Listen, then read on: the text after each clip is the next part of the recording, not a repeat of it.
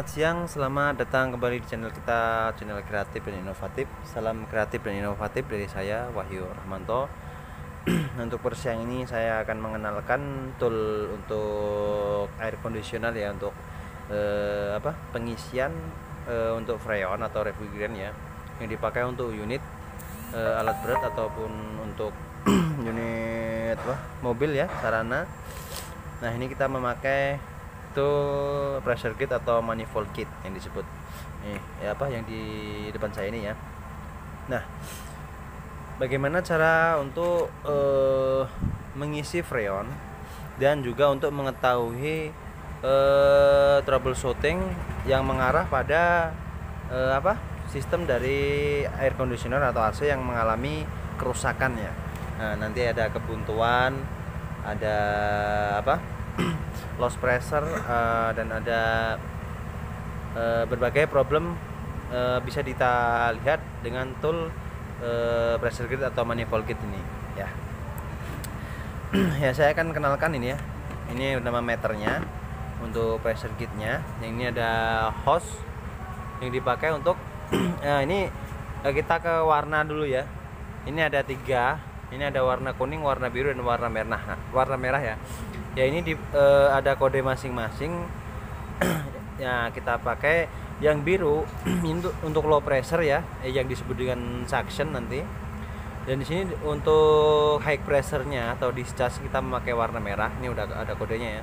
Dan yang kuning ini nanti untuk inputan dari freon. Ya, nanti ini kita ambil dari tabung freon yang seperti ini. Nah, di sini ya, seperti itu. Nah, di mana-mana meletakkannya ya. Nah, di tengah sini ya, di tengah sini untuk inputan yang selang warna kuning atau hose warna kuning ya. Nanti ini masuk ke freon ya. Masuk ke drop freon yang di sini ya. Nah, konektor ini nanti kita buka kerannya seperti ini kalau kita melakukan pengisian ya. Nah, ini nanti masuk si hose warna kuning, baru masuk ke tengah sini ya. Dan yang biru, knob yang biru, dia memakai selang yang biru juga ya, yang nanti akan dihubungkan ke sini, coupler warna biru. Nah, seperti ini ya. Nanti dia akan, ujung dari hose biru akan masuk sini, yang hose yang satunya yang ujungnya satu lagi masuk ke sini ya, ke meternya ya, seperti itu ya. Ini digunakan untuk membaca nilai low pressure atau suctionnya ya, seperti itu. Dan juga untuk yang di sini untuk yang high, yang merah misalnya, yang merah ini untuk high pressure. Kalau high pressure kita pasang di merah sini ya. Oke. Dan nanti akan membaca untuk high pressure-nya, kita pasangkan juga dengan coupler yang warna merah di sini. Nah, nanti ini akan menuju ke kompresor, kedua knob ini ya, atau coupler ini ya, akan menuju ke kompresor yang akan membaca high pressure dari kompresor, dan low pressure kompresor, dan high pressure dari kompresor tersebut. Nah, oke, mungkin sampai disitu paham ya. Nah, cara pengisiannya setelah kita buka, kita ke cara pengisian freon dulu ya.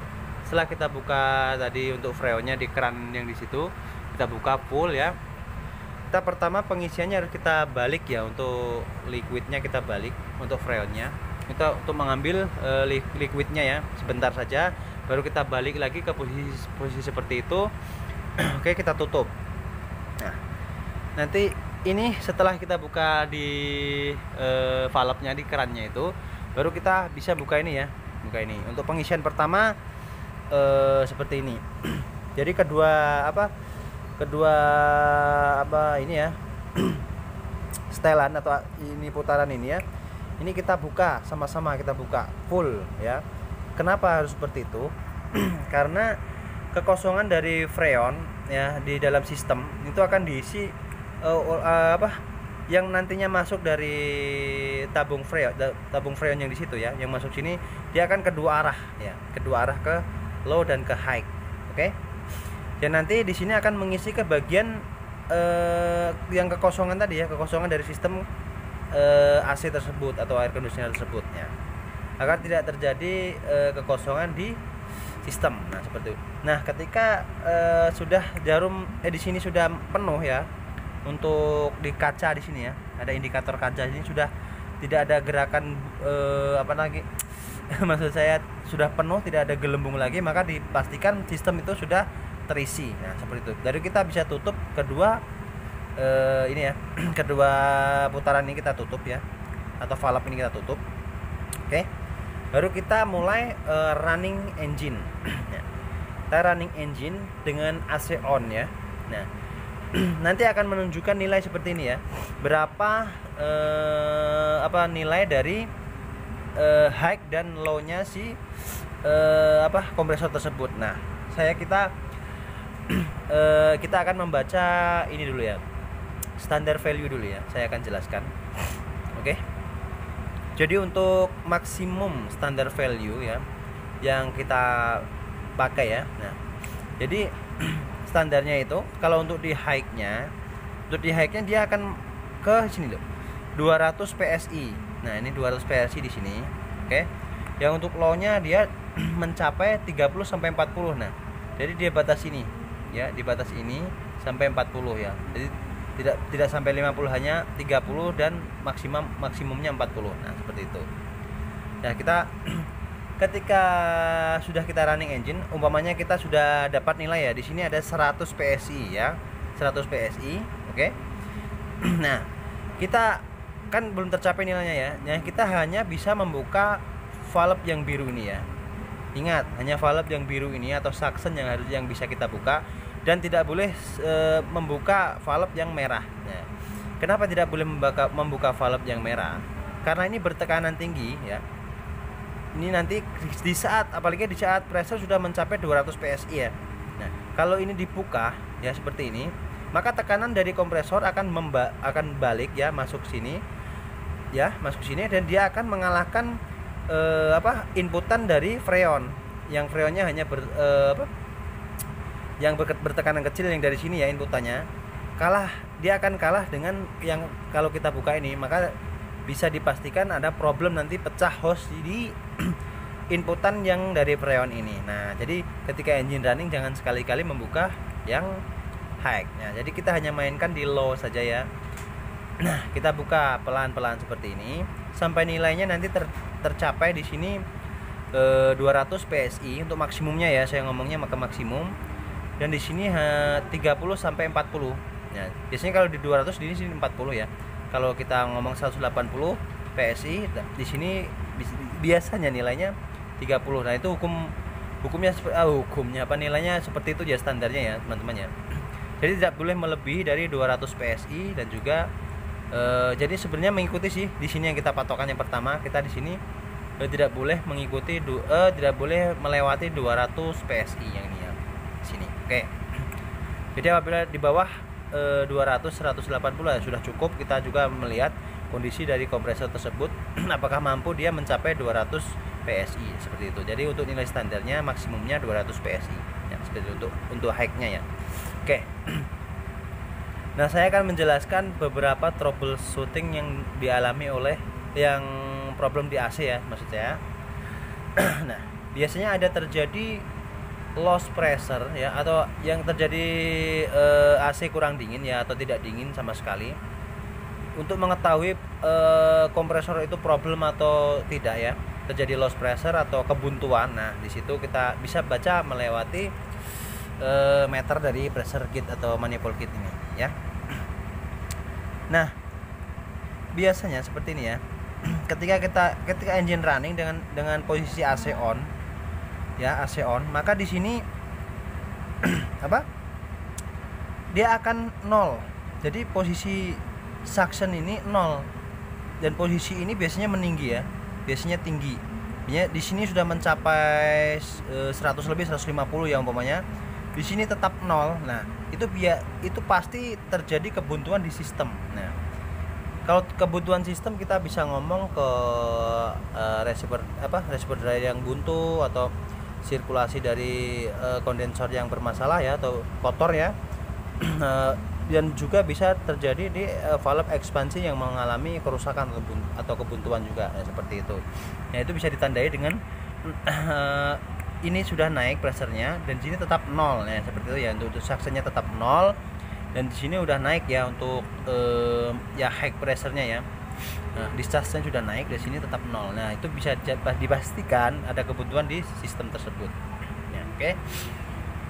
Sekarang saya akan menjelaskan ketika kompresor rusak ya atau terjadi loss pressure. Ya, biasanya itu AC-nya tidak dingin sama sekali. Oke, atau dia lemah, kurang dingin. Nah, seperti ini.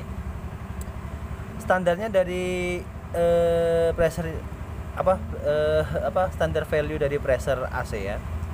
Di saat harusnya di sini 200 dan di sini 40 ya, 40 PSI. Nah, ketika kita isi sedikit saja, kita isi berapa ya? Ya kira-kira ya kita buka di sini. Nanti di sini akan naik nih, ya. Di sini melebihi 50, bahkan kalau kita tambah lagi dia akan terus mencapai 100, apalagi sampai 150, dan di sini dia tidak mau naik, dia malah turun dari ke di bawah nilai 100 ya. Nah, itu bisa dipastikan ada kerusakan di kompresor tersebut, kompresor AC, karena pressure dari sini high pressure ini ya, atau discharge pressure ini dia tembus ke low-nya ya. Jadi di dalam sistem kompresor tersebut ada hisap, ada buang ya, ada suction dan discharge. Ya di situ tembus untuk pressure-nya ya. Ya bisa ditandai dengan tool pressure gauge ini ya. Jadi apabila kita isi freon, seharusnya dia ini yang naik, tapi di sini yang malah naik, tapi di sini turun. Kita tambah terus, baru kita tutup. Ternyata ini makin naik ya. Terus ini tetap nilainya atau turun. Nah, itu sudah bisa dipastikan problem di kompresor mengalami kerusakan atau loss pressure. Nah, seperti itu. Oke. Nah, sekarang kita ada problem satu lagi, tidak lancarnya sirkulasi dari freon tersebut, umpamanya mengalami kotornya di jalur sirkulasi dari proses kondensasi dari freon tersebut ya di dalam sistem ya. Nah, biasanya seperti ini. Harusnya kalau normalnya dia di saat AC on dia nilainya tetap di sini. Tetap, namanya di 200 PSI dia tetap di 200 PSI, dan di sini tetap di 40 PSI. Nah, ketika nanti off, termostat sudah memutus, baru dia 0 ya. Baru dia netral ya maksudnya. Baru dia naik lagi. Nah, seperti itu ya. Jadi kalau terjadi dia tidak tenang pressernya, kadang dia sampai 200 dan ini bisa turun dari 150, bahkan dia nanti melonjak naik ke 250. Nah, itu tidak bisa dibiarkan, itu pasti terjadi kotornya sirkulasi di dalam sistem. Jadi intinya setiap kita melakukan servis ya atau perbaikan AC, apalagi kalau pernah terjadi kerusakan kompresornya, itu wajib sekali ya kita untuk flushing atau pembersihan total. Jadi kita turunkan untuk evaporator, kita bersihkan untuk hose, discharge dan suctionnya kita cuci semua, kita semprot semua ya. Nah, dan juga komponen-komponennya sebenarnya yang harus diganti itu yang utama adalah receiver dryer dan juga pembersihan di kondensor dan yang lain-lainnya seperti itu ya. Oke. Jadi kalau ada mengalami problem kerusakan pada kompresor, sebaiknya dilakukan pergantian part receiver dryer dan juga dilakukan servis total atau pembersihan total di komponen dan sirkulasi dari air conditioner tersebut. Oke.